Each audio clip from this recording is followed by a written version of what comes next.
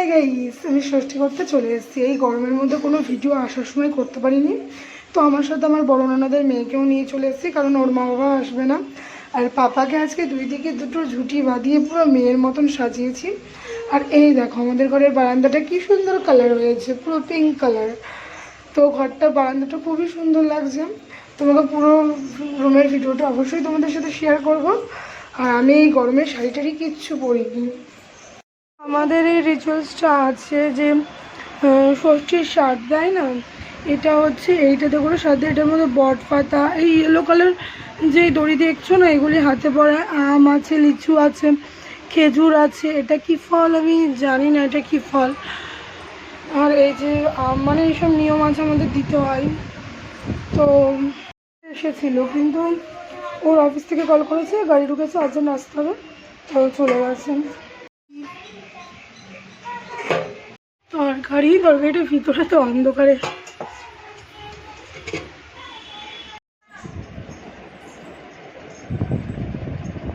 তোমার ঘুম পেয়ে গেছে, ঘুমন পেয়েছে। এই যে আমার দিদি চলে গেল। ওষুধ ভয় লাগে না ওষুধ থেকে? এত গরম পড়েছে আজকে, এত গরম পড়েছে। বড় হয়ে গেছে ও, আমি ইচ্ছা হয় না। বাড়িতে আসলে ডেলি রুটিন, মানে এই বাড়ির থেকে ওই বাড়িতে হেলদি ফেসিয়াল করেছিলাম। আর ফেসিয়ালের গ্লো কী করে আসবে বলো, এই দুপুরবেলা রোদ্দুরের মধ্যে ওই বাড়ির থেকে এই বাড়িতে এসে বাইকে করে।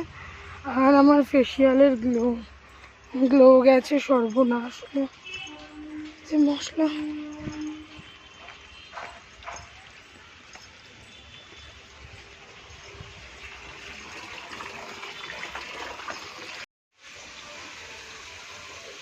পেঁয়াজটা কোথায় করি।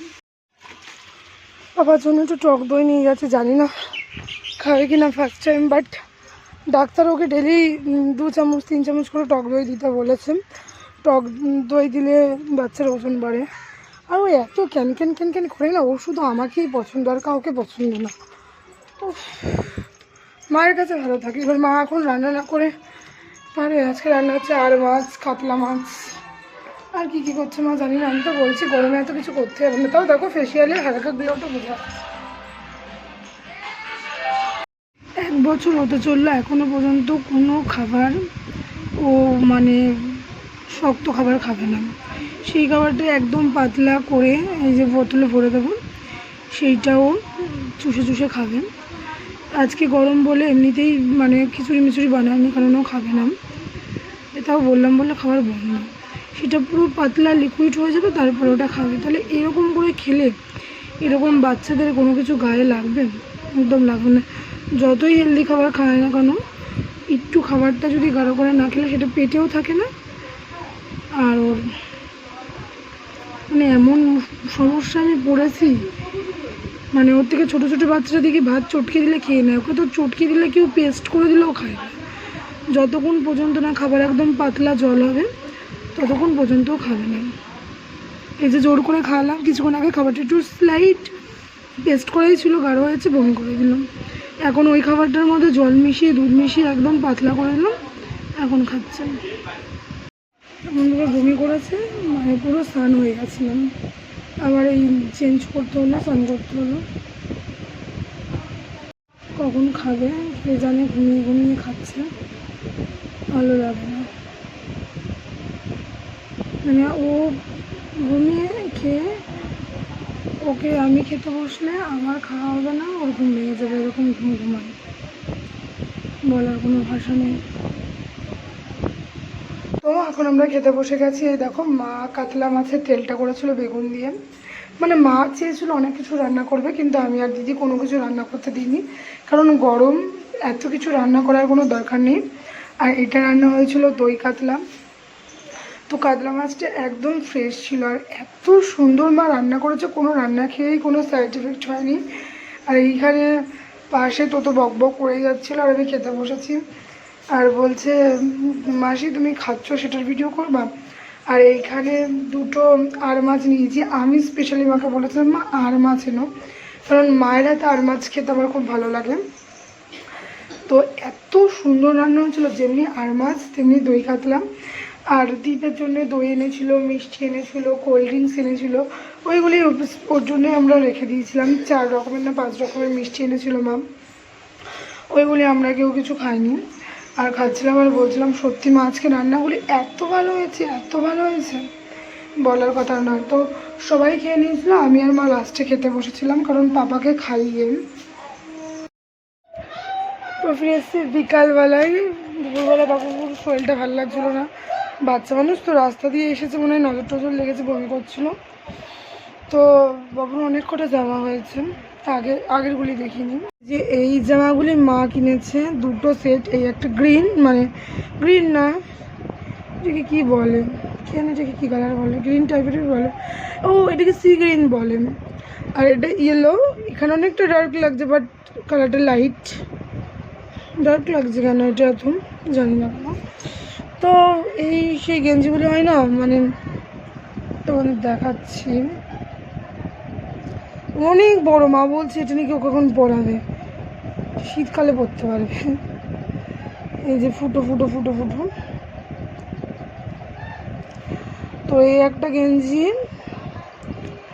তো নর্মালি প্যান্ট। তো এই গেঞ্জিগুলি যদি এক সাইজ ছোটো হতো না ভালো হতো, মানে এত বড় গেঞ্জি তো এখন লাগবে না বাবুর, কিন্তু গেঞ্জিগুলি পরে খুব আরাম। দেখো গরমের জন্য পুরো পারফেক্ট বলতে পারো। খুললাম না, এই যে দেখিয়ে দিলাম সেম গেঞ্জি, এই 2টো গেঞ্জি গেল। তারপরে আসলো প্যান্ট, এটা তোমার দাদার প্যান্ট, একজন ঘুমাচ্ছে, দেখো নানু তাকিয়ে আছে, ঘুমাচ্ছে না। এই যে প্যান্ট। এবার শাড়ি, এই শাড়িটা আমার দিদি দিয়েছে আমার মাকে, পিওর সিল্ক, দেখো ছোট্ট ব্লু কালার। শাড়িটার দাম নাকি 3300 টাকা, 3390 টাকা, 3390 টাকা, 99 টাকা। ওই তন্তু ভবনের থেকে কিনেছে এই যে। তো তন্তু ভবনের জিনিস তো দাম হবে। আর পাপার জন্য কিনেছে দিদি, কোথায় রাখলাম, তো ওয়াটার বোতল কিনেছেন, একটা ওয়াটার বোতল আর জামা, মনে হয় জামা, জামা আছে, দীপের জামা কিনেছে। জামা আমার খুব পছন্দ হয়েছে জামাটা, 399 টাকায় এমআরপি লেখা আছে, তো কমই লেখা আছে। সুন্দর জামা। পাপার জন্য যে জামা কিনেছে সেই জামা আর পাপা এই বছর পরতে পারবে না, বিশাল বড় জামা, তার জন্যই বলছিল তুই বড় হসনি। এই দেখো ব্যাক ক্যামেরা দিয়ে দেখাচ্ছি, সুন্দর জামাটা, বাট প্রচুর বড়। আর ওর জামার প্যান্টগুলি আমার সব থেকে বেশি ভালো লাগে। দেখো গোয়াগন, আমার ছেলে এই ড্রেসটা পরে দীঘায় গেলে ভালো লাগবে, সার্ফিং ড্রেস। আর এটা হচ্ছে প্যান্ট, প্রচুর বড় বড় জামা কিনেছে এরা, একটাও এখন হবে না। এটা কি চুড়িদার মিউজিয়াম, ও এটা কি চুড়িদার মিউজিয়াম? হ্যাঁ মা, এটা কি? ওই যে চুড়িদার মিউজিয়াম। কে এনেছে?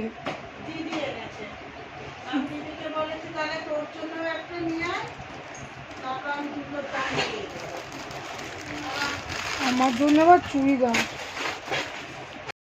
তো এটা হচ্ছে কি কালার বলবো, অনিয়ন কালারই বলা যেতে পারে। তো এই চুড়িদারটা আমার জন্যে দিদি পছন্দ করে এনেছে, দিদির জন্য আনেনি, মা বলেছে তুই আনিস তারপরে আমি তোকেও টাকা দিয়ে দেবো। তো এই দেখো চুড়িদারটা, আমি বারণ করেছিলাম, আমি বলেছিলাম তোমার কিছু কিনতে হবে না, কারণ অনেক টাকা খরচা হয়েছে এই ঘর করা নিয়ে, মোটর লাগানো নিয়ে, এই গ্যাসের ওই জায়গাটা টাইলস লাগিয়েছে, প্রচুর খরচা হয়েছে। তো আমি বারবার করে বলেছিলাম আমার জন্য কিছু কিনতে পারে না, আমি দীপের জন্যও কিছু কিনতে বলেছিলাম। হ্যাঁ ষষ্ঠীতে নতুন বস্ত্র দিতে হয়, তো আমি বলেছিলাম তুমি শুধু পাপার জন্য কিনো, আমার বাবার ফার্স্ট টাইম ষষ্ঠী তো এটাই অনেক, কিন্তু মা সবার জন্যই কিনেছে। বিকালবেলা মেঘমেঘ করেছে, জানি না বৃষ্টি হবে কিনা, যা পরিস্থিতি।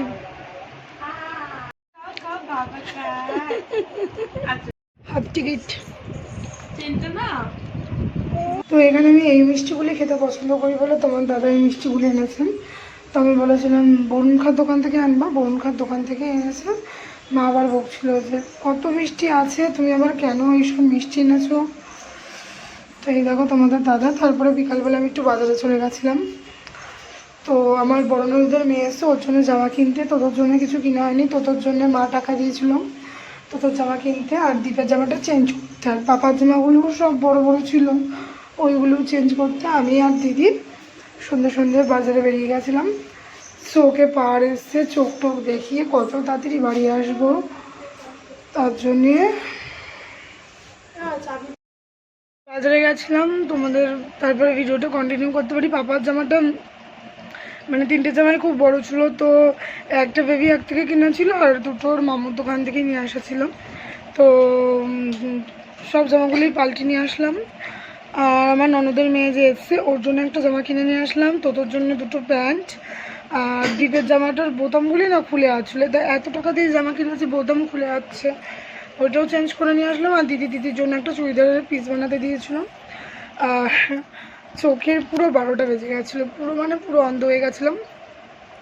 পাওয়ার টেস্ট করে আসলাম, তো চোখের খুব খারাপ পরিস্থিতি। তো এখন রাত্রি 9:30 বাজে। কদিন ধরে রাত্রিবেলা একদম ঘুম হচ্ছে না, কারণ পাপা এখন হামাগুড়ি দেওয়া শিখেছে। সারা রাত্রি খাটের মধ্যে হামাগুড়ি দেয়, একবার উঠে বসে, একবার বসে, একবার খাট ধরে দাঁড়ায়, একবার বসে বসে ঘুমায়। যে ভাবতে পারো তার মানে কী পরিস্থিতি। এর জন্য মানে একদমই ঘুম হচ্ছে না, তাকাতেও পাচ্ছি না। তো মাকে বললাম পাপার জন্য একটু সুজি করলাম, ঘুমিয়ে ঘুমিয়ে খাইয়ে দেবো। তো মাকে বললাম যে একটু খাবার করো, খেতে দাও, খেয়ে দিয়ে শুয়ে পড়বো, কারণ এত টায়ার্ড লাগছে। আজকে সেরকম রেস্ট পাইনি, দুপুরেও একটু শুয়েছিলাম, তাও শুইনি যে বলা ভুল, অন্য দিনের তুলনায় আজকে সেই তুলনায় শুয়েছি। তো